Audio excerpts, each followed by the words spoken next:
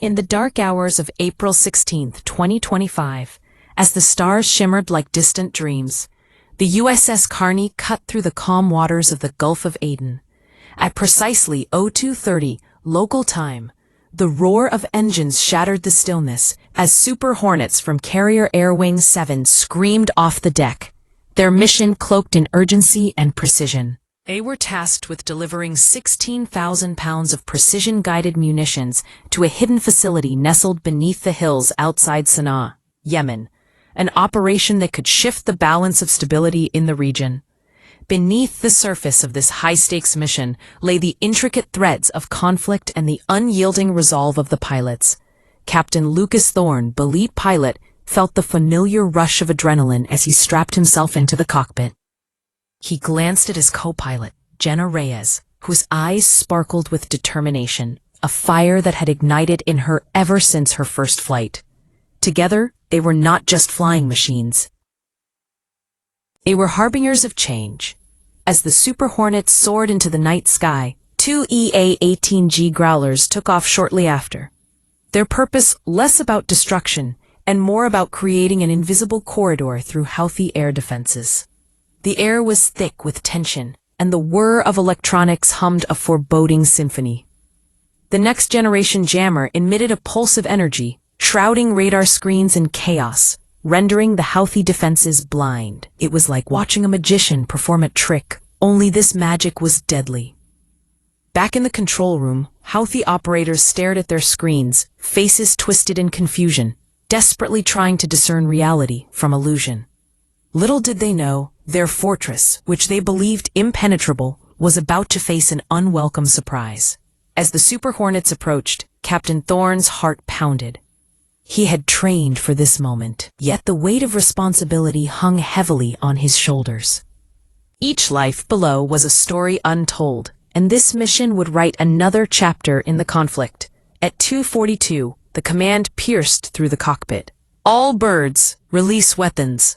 In an explosive ballet, GBU-31 JDAMs fell from the aircraft, plummeting with deadly precision toward the target. Thorne gripped the controls as he watched the first bomb strike the entrance of the command center. It felt surreal, an earth-shattering moment where time slowed, capturing the fear, the anticipation, and the echoes of impending chaos. The ground quaked with each explosion, dust clouds billowing like smoke signals of destruction. Thorne's heart raced, not with excitement, but with the heavy realization of the gravity of their actions. As the bombs tore through concrete, the very foundations of the Houthi command crumbled, and with it, the lives of those who once operated within its walls. Amid the turmoil, the E-2D Hawkeye glided above, its eyes in the sky capturing every detail. It was a cold mechanical witness to the devastation below, ensuring the success of the mission while providing real-time assessments that would weigh heavily on the minds of commanders back home. The conflict was rife with ambiguity, and as the dust began to settle, the question loomed: had they done what was necessary, or had they crossed a line that would haunt them forever? Suddenly, at 03:15, the tension escalated again. Radar operators on the USS Kearney detected fast-moving contacts, missiles launched in retaliation from Al-Hodeidah. The ship's Aegis combat system sprang to life, calculating intercept solutions at lightning speed. A supercomputer at work, juggling the chaos of the moment. The captain ordered engagement, and missiles erupted from the destroyer's launch system, racing towards the incoming threats with blistering speed. As the battle unfolded, the second wave of F-35Cs launched into the night, their stealth a cloak of shadows. The pilots maneuvered with the precision of artists, each movement calculated, each heartbeat synchronized with the mission at hand. They were warriors cloaked in technology, their strikes meant to send a message that reverberated through the darkness. The aftermath was a silence that followed the storm. The control center lay in ruins, a testament to the might of modern warfare.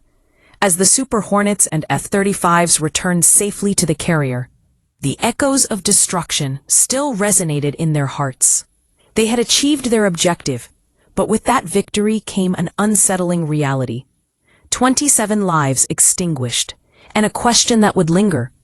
Would this display of power lead to peace, or would it incite further retaliation?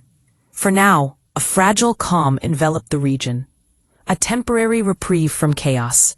Yet, as the sun began to rise, casting a golden hue over the horizon, the pilots knew that the world was a complex tapestry of conflict and hope. What lay ahead was uncertain, but they had each other, and in that camaraderie, they found strength amidst the haunting echoes of war.